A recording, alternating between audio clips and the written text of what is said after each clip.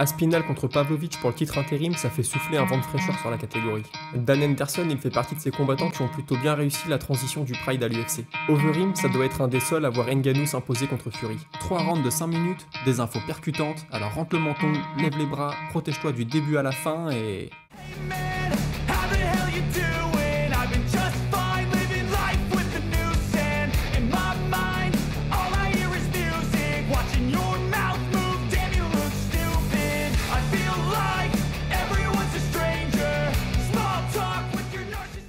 On est le jeudi 26 octobre 2023 et c'est le moment MMA. Et salut à tous, vous vous en doutez bien, la blessure de Jon Jones et surtout le combat de remplacement entre Aspinall et Pavlovich a fait couler beaucoup d'encre et c'est la première info du jour.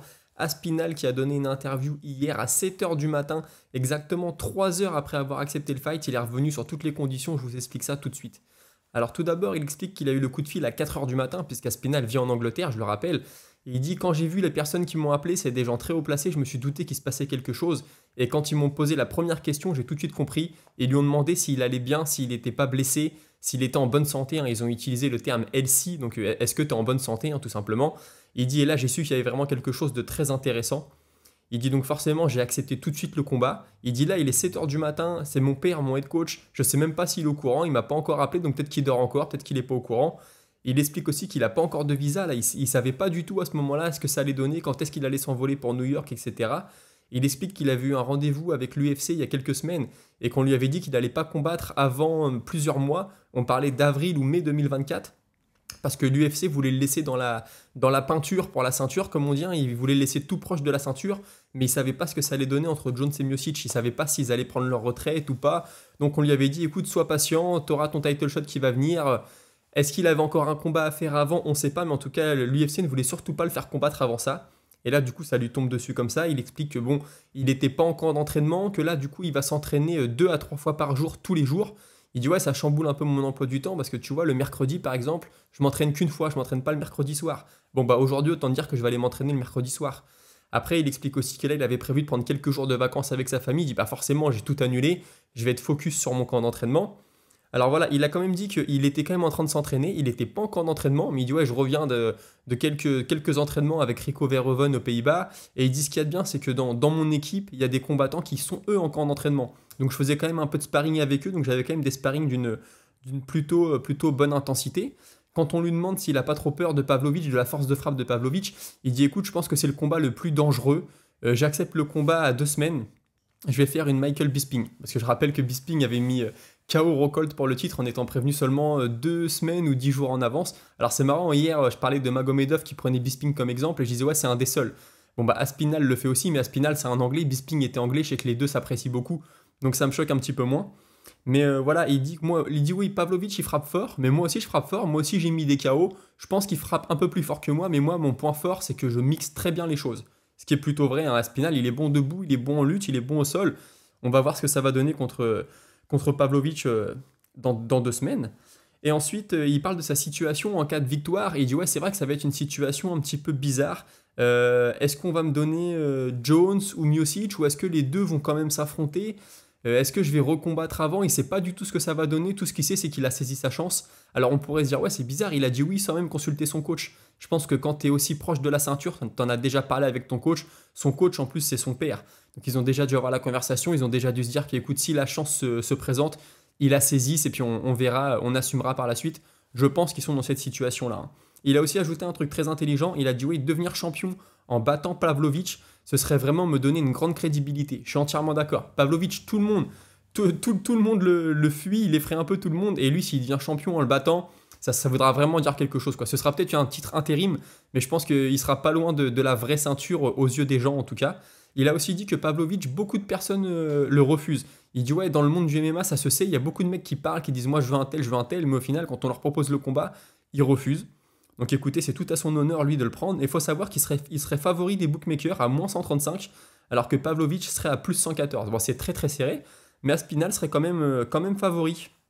Puisqu'on parle de cette UFC 295, Daniel Cormier, le meilleur ennemi de Jon Jones, j'ai envie de dire, a commenté la blessure de Jon Jones, et alors il comprend pas trop. Il dit ouais franchement moi je vois la vidéo, c'est une phase de lutte normale, ils ont pas l'air d'être à une grande intensité, c'est le genre de phase de lutte que moi je vois tous les jours à l'entraînement. C'est un peu bizarre de se blesser là-dessus, alors il a sa petite théorie. Il dit ouais, John Jones, là, quand il est monté en poids lourd, il a pris 3 ans pour préparer son corps. Ok. Mais il a pris Cyril Gane, un mec dont il savait que la lutte n'allait pas du tout être à son niveau. Donc il n'a pas eu besoin de se pousser aussi fort dans les entraînements de lutte pour battre Cyril Gane. Il savait que c'était à sa portée. Il dit là, c'est différent. Il a vu Stipe Miocic, il sait que Miocic est un très bon lutteur. Il a voulu se dépasser. Il a voulu se dépasser et du coup, il a trop poussé son corps. Il s'est entraîné comme s'il était encore en 205. Mais là, il est plus en 205 et son corps a dit stop. C'est une conséquence du surentraînement. Et il ajoute, quand il s'est entraîné pour me combattre moi, je sais par des gens en commun qui s'entraînaient beaucoup plus fort que ce qu'il fait maintenant. Il s'entraînait à fond et pourtant son corps a tenu. Donc moi, je vous le dis, la prise de masse a une influence là-dessus. Bah écoutez, il y a peut-être la prise de masse, mais puis il y a aussi peut-être l'âge. Quand il a affronté Daniel Cormier, John Jones, il n'avait pas cet âge-là, il était beaucoup plus jeune. Et je pense que oui, il y a peut-être une usure du corps, une fatigue, et puis à un moment, ça a lâché. Il a aussi parlé de Stipe Miocic. Il a dit ouais, Stipe Miocic, je peux comprendre qu'il n'ait pas pris le combat contre Pavlovich ou Aspinal, parce que 2 semaines pour te réadapter totalement à des mecs qui sont jeunes, qui sont rapides, qui frappent fort, c'est vraiment pas facile. Il dit après, par contre, ça va être de plus en plus dur pour l'UFC de vendre Miocic. Imagine si le combat se fait dans 8 mois, dans 10 mois ou dans 1 an. D'ici là, le vainqueur de Pavlovich Aspinal aura sûrement redéfendu sa ceinture. Ça va pas être facile de vendre aux gens le plus grand champion, le plus grand poids lourd de tous les temps qui revient, c'est intéressant, etc. Et il a pas tort, il a pas tort. Le temps ne joue pas en la faveur de Miocic, en tout cas. Et puis il a ajouté un petit mot pour John Jones. Il dit ouais, John Jones, mentalement, ça doit être dur parce que lui, il pensait très certainement prendre sa retraite suite à ce combat.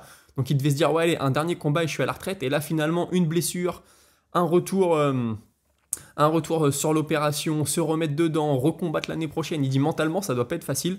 Et je suis entièrement d'accord. D'ailleurs, Dana White est revenu un petit peu sur la blessure de John Jones. Il a dit au début, il pensait que c'était rien de bien grave, que ça allait passer au bout de 2-3 jours. Et puis finalement, John Jones a dit à sa team, non là, il y a vraiment quelque chose qui va pas. Et du coup, il veut être opéré le plus vite possible pour revenir le plus vite possible. Mais à l'heure actuelle, on part sur 8 mois. Ça sera peut-être plus, ça sera peut-être moins. Mais en tout cas, il va être absent un bon moment. Ensuite, il y a Chael Sonnen qui a donné son avis sur le combat. Bon, bah lui, Chael Sonnen, c'est toujours dans la provoque. Il a dit ouais, je peux vous dire qu'au moment du retour de John Jones, plus personne ne voudra voir un combat entre quarantenaires qui sont terminés. Bon, c'est du Chael Sonnen, mais dans l'idée, il n'a pas forcément faux. Le temps ne joue pas en leur faveur, comme je l'ai dit.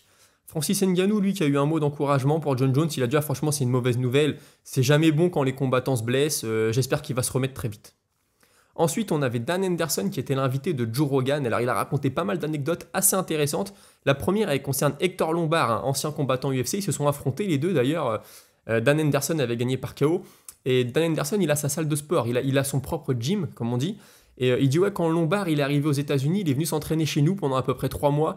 Mais ça ne l'a pas fait, c'était une brute. Il frappait ultra fort. Même à l'échauffement, il frappait comme une mule. Il voulait mettre KO tout le monde. Donc ça nous a pas plu. Et puis moi, à chaque fois que je partais en déplacement, quand je revenais, on me racontait des choses. Du coup, quand on s'est affrontés tous les deux, j'avoue que les 2-3 coups de coude à la fin que je lui ai mis, ça m'a fait plaisir, c'était assez personnel. Il dit c'est la première fois où j'ai affronté un mec que je voulais vraiment détruire. Donc voilà, plutôt intéressant à savoir. Deuxième anecdote, ça concerne Sean Strickland qui s'est entraîné avec eux pendant 3 ans. Et il dit ouais, il a fini par partir parce qu'il manquait trop de respect envers ses sparring partners et les gens de la salle. Il dit par contre, dans l'entraînement, c'est un mec super intéressant. J'aime beaucoup travailler avec des gens comme ça. Il te pousse à chaque round, il te pousse à te dépasser, c'est très bien. Mais à un moment, on n'en pouvait plus. Il était beaucoup trop irrespectueux envers les autres personnes de la salle. Ensuite, il a aussi parlé de la TRT. Vous savez, Dan Henderson, il fait partie de ces combattants qui ont combattu au Pride puis à l'UFC.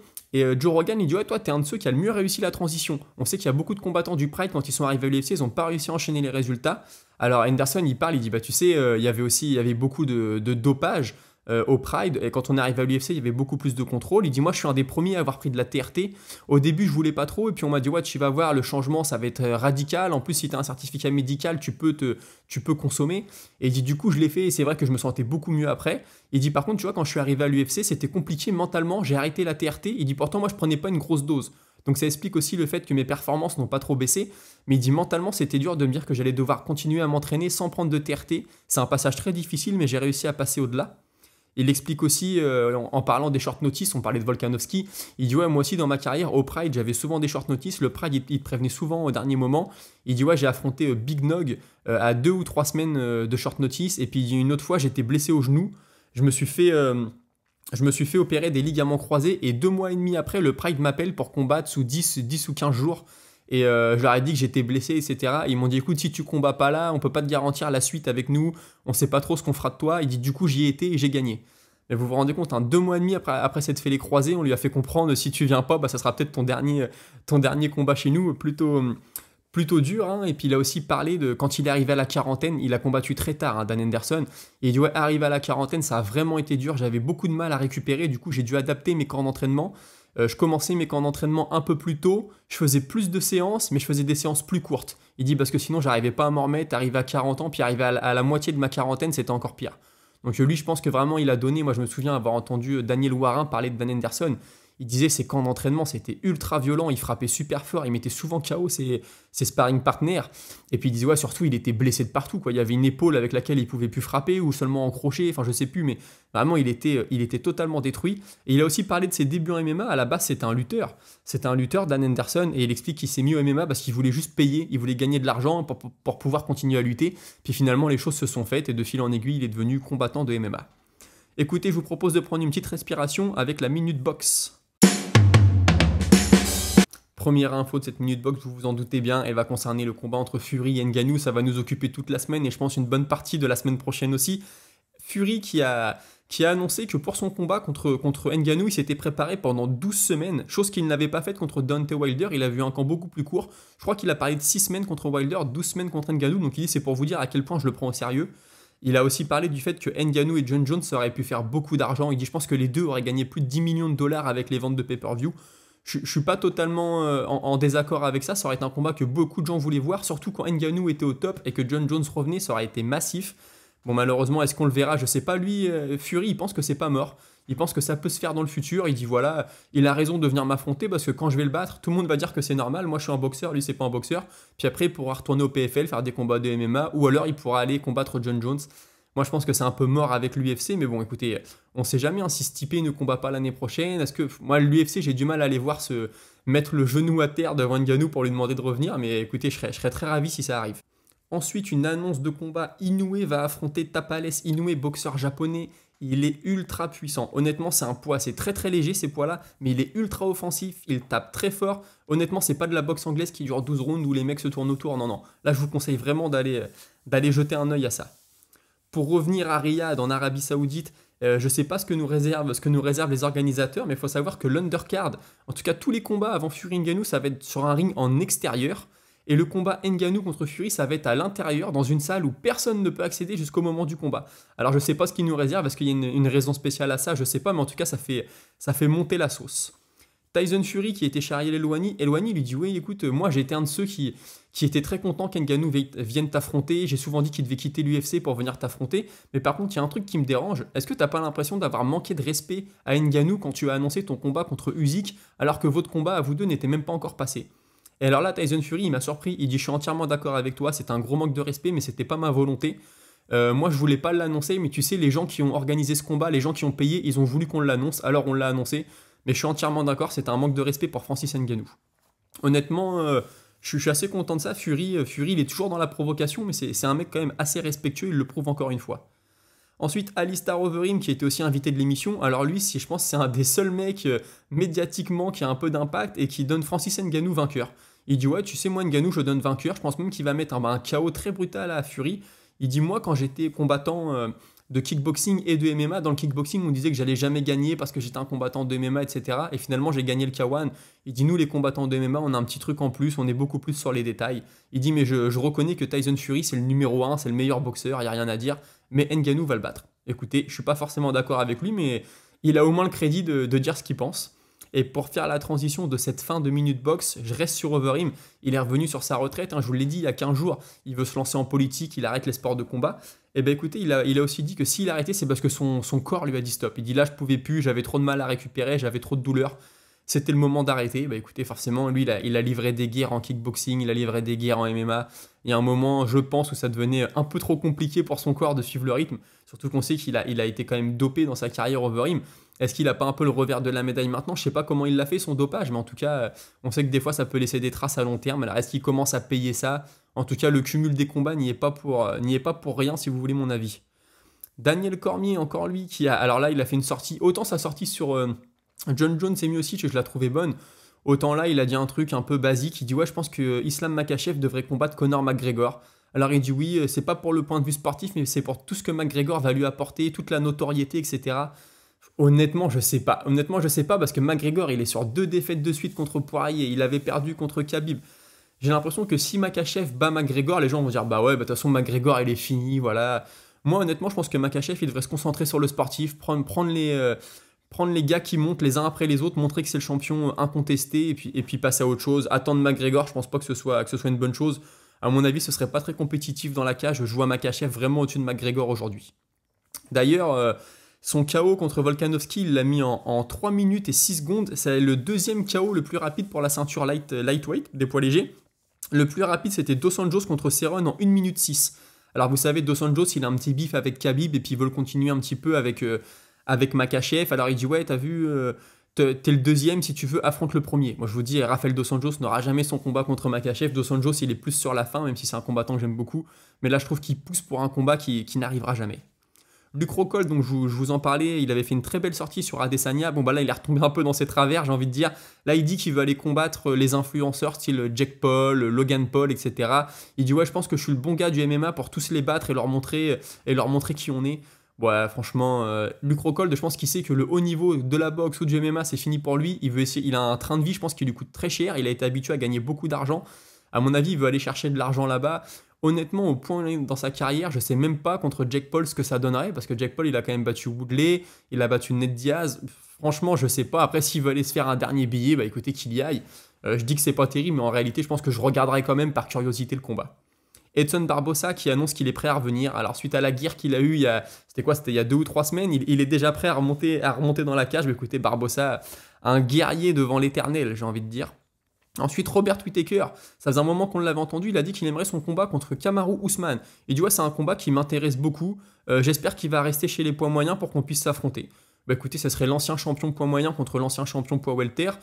Est-ce que ça rapprocherait l'un ou l'autre d'une chance pour le titre? Je suis pas sûr. Whittaker, s'il bat Usman, bah écoutez, Usman il sera à 2 défaites chez les poids moyens, ça lui ferait pas monter beaucoup plus haut.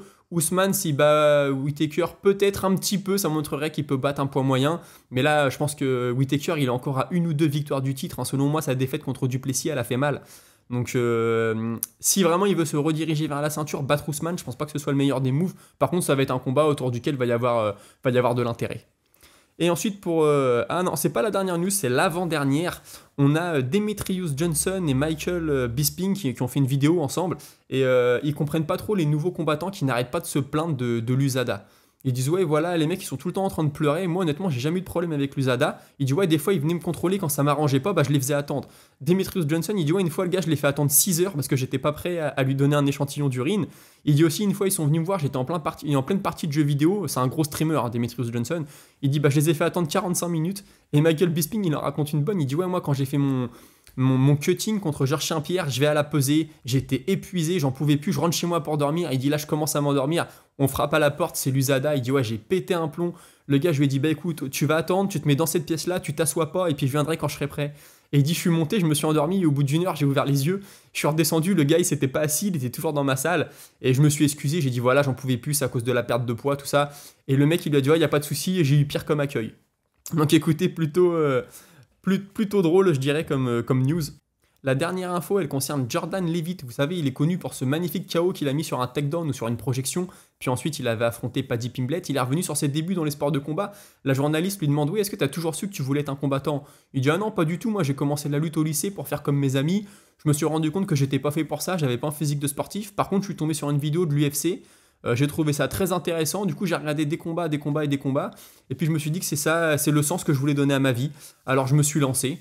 Et puis j'avais jamais mis un coup de poing avant ça, j'avais jamais été dans une seule bagarre, mais je me suis dit que c'est ce que j'allais faire. Bah écoutez, on peut dire que ça lui a plutôt bien réussi. Et nous on enchaîne avec la minute auditeur, c'est parti.